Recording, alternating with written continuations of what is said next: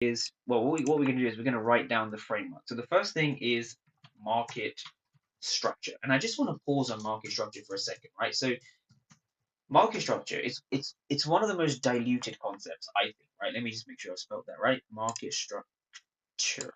Yeah. So market structure is one of the most diluted concepts because it's one of the simplest but most misunderstood concepts, and I think it's underrated as well, right? Just being able to mark out a few of these highs and lows, especially recently, you don't have to go back all the way to last year, although it's good practice too.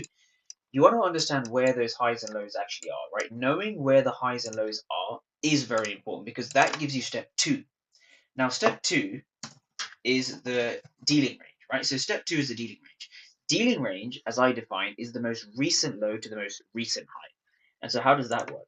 So we take the most recent low, which is here, right? It's not here because we look for the most recent low in the market structure. So structure comes first, then we go for dealing range. So once you have the market structure, the next thing you want to look for is the dealing range. So dealing range is that most recent low to that most recent high. So this is the most recent high. This is the most recent low.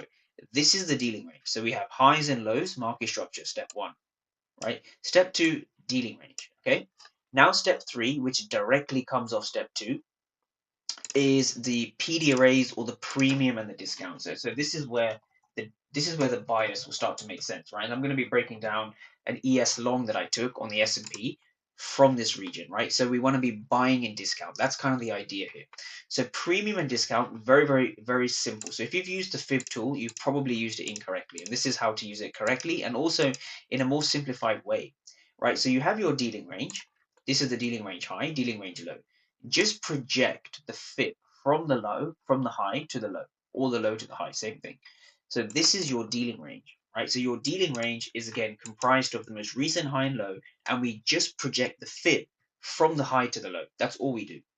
Now, the final thing after this is fair value gaps, or some people call it key levels, right? Because my key levels come from fair value gaps. So you want to look for fair value gaps, and you want to then look for key levels. So these are the four steps that I follow, right? So you want to have your market structure, you want to have your dealing range, you want to get your PD array sorted. So again, this is premium, this is discount, and then you want to have your key levels, right? Where are your key levels? So you want to be looking for key levels, basically not near the 50% area. So you don't want to be trading anywhere near the 50% area.